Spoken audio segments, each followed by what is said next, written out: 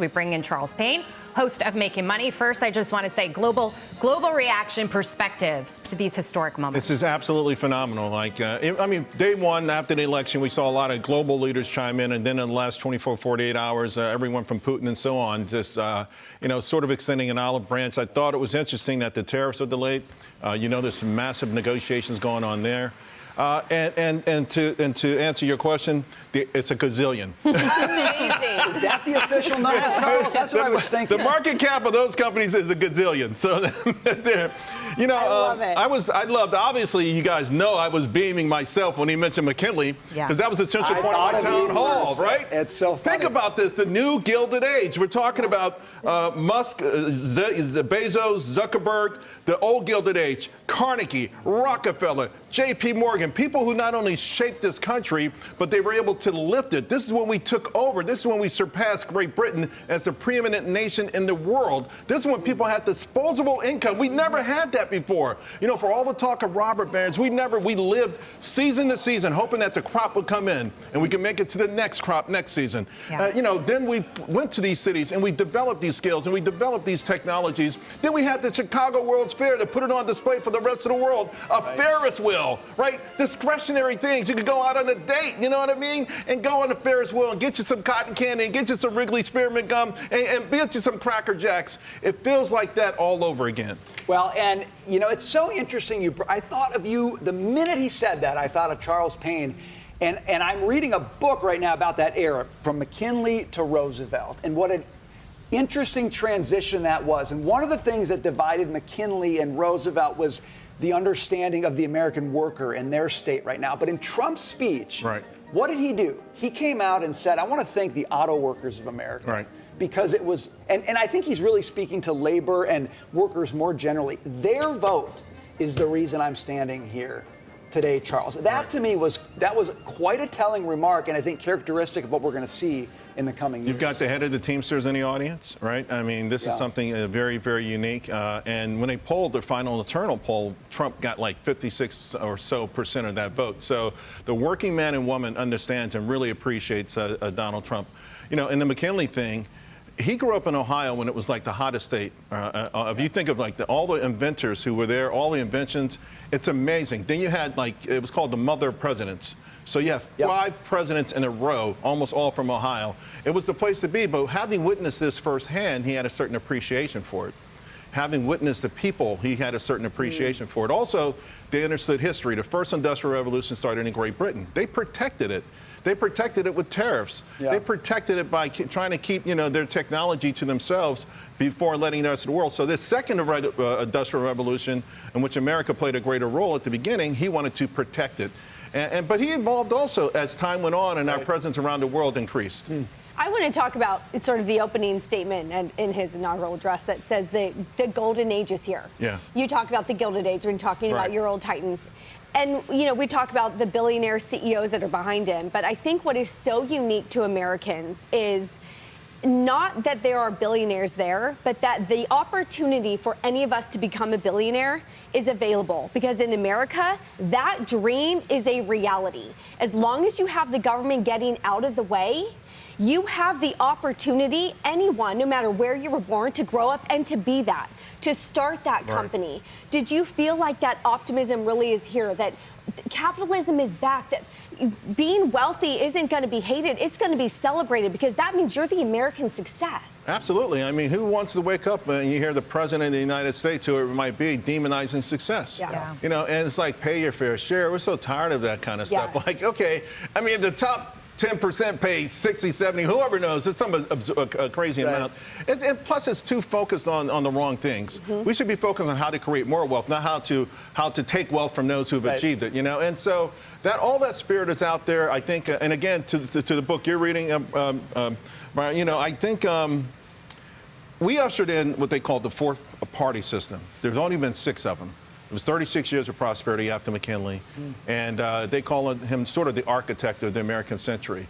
I think if Trump pulls this off, and I have faith right at this very moment that he will, that we're not talking about 4 years of prosperity, but the seeds for decades and decades of prosperity, sort of a reboot, if you will, of America. Wow.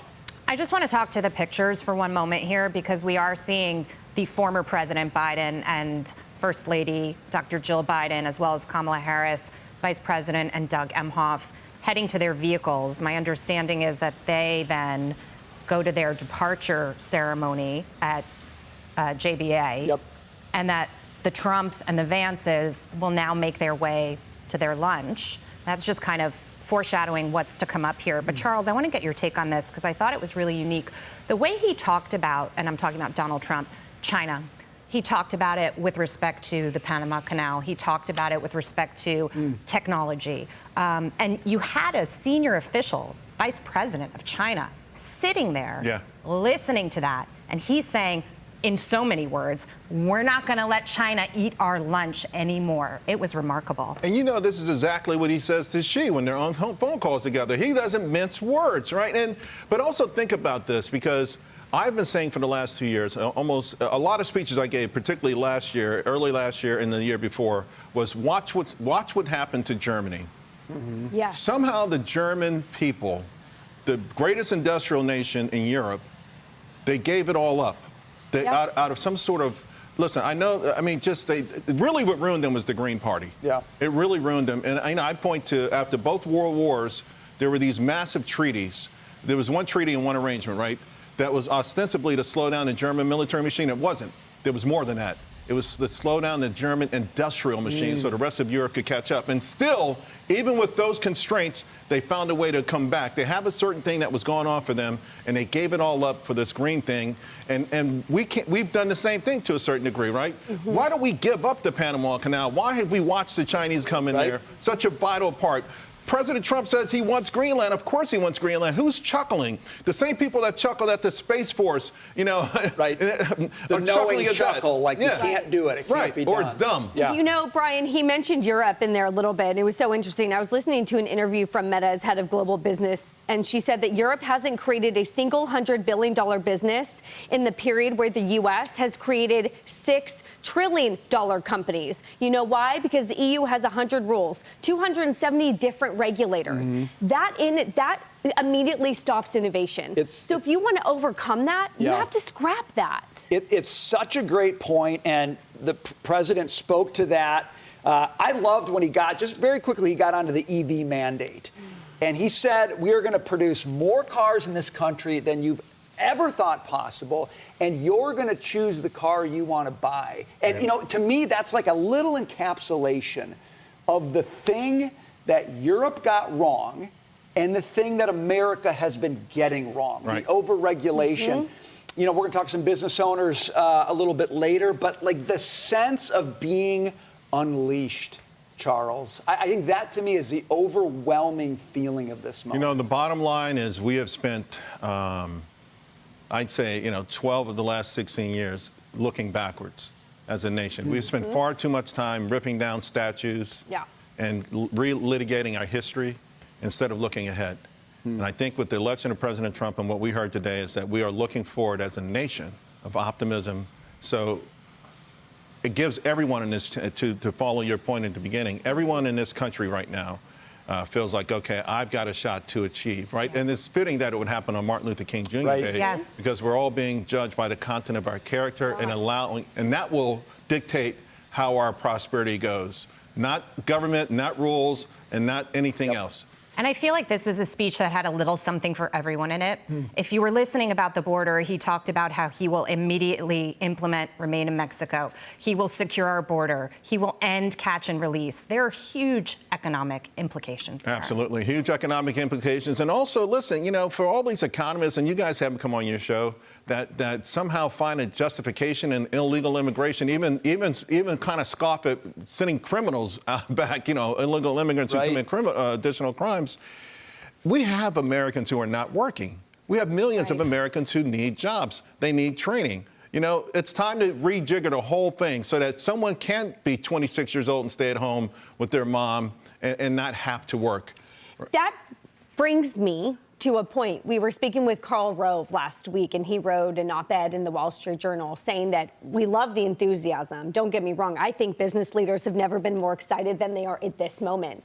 The problem is there's a lot to do. It's a tall order. Is there a fear of the economy, of the markets, your expertise, of being a little bit let down because there is so much to do? No, I mean, there's always the contrarian thinking out there. You know, I Sure. mean, that's Wall Street loves the contrarian thinking. But I don't think you can achieve anything in life without optimism. You cannot achieve great things unless you're optimistic about it, because they don't happen by accident. And so we need this leadership and this optimism to make it come true. Well, we're looking, so you see the Bidens departing here, and we're looking forward to the president goes through a little signing ceremony. That's to sign nominations and so forth. That's at the Capitol. Then there's a lunch. A little bit later in the day, you get to what is sort of maybe like the secondary main event for me, and that's at Capital One Arena, where the president's going to kind of hold the parade substitute. And that's where he's going to start signing these executive orders. And that is where the rubber meets the road and all these things he's talking about. And to me, he's approaching that uncertainty, Taylor, that sense of like, who's going to trip me up, with just full force activity. Like, come at this tidal wave if you want to, but we are here and we are going to make this agenda happen. A lot of trial and error the first time around. I mean, he went down there with the intentions, and this gets more to your point, right? He went down there with the intentions of draining the swamp, but he found himself soon hiring a bunch of swamp creatures, not knowing better. You know, he found himself soon being tangled up by all kinds of procedural things, not knowing any better. A lot of it was trial and error. He went in there with the best of intentions, but Washington, D.C. is a different beast. If you think getting zoning permits in New York City is tough, you know what I mean? It's an entirely different, it's a monster. And so this time around, he's circumventing the monster. What did you think of the politics as everybody was entering the room? The 4 ex-presidents with their wives, but no Michelle Obama.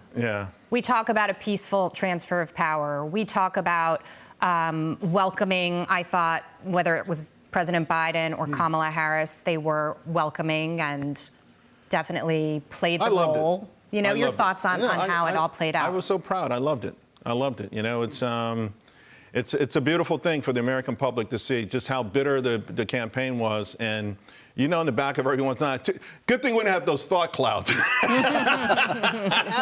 Although, I kind of want those thought clouds. But we're all speculating about it, but it's better that they're not there on screen. You know, but I thought it was it's a beautiful thing, right? Okay, we fought, some won, some lost, but we're in this for the people watching this, the American public. And then was it Carrie Underwood, right? Yes. I liked after she finished singing. You know that. After she finished singing, she shook Biden's hand very respectfully and President Trump's hand very respectfully. And that's the way it is. You know, this is a moment where, listen, the Biden and Harris had to listen to some harsh things about how they ruined I mean, that was rough to have to sit there and listen to that. And, you know, listen, but that's what happens. To the winner, you get that platform, you get to say what you feel. And you get to you get to tell the American public where you want to take this. And so, and to a degree, the American public agreed with almost everything. Well, that's Trump what I'm saying. I sat there and listened to that, and I thought, oh, man, it's got to be really uncomfortable for Biden and Harris, and a lot of people, frankly, to be sitting there.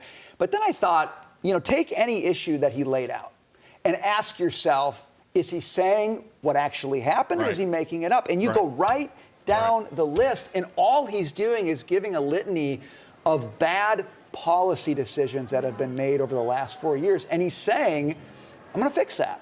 I'm going to reverse that, and I'm going to start doing it today.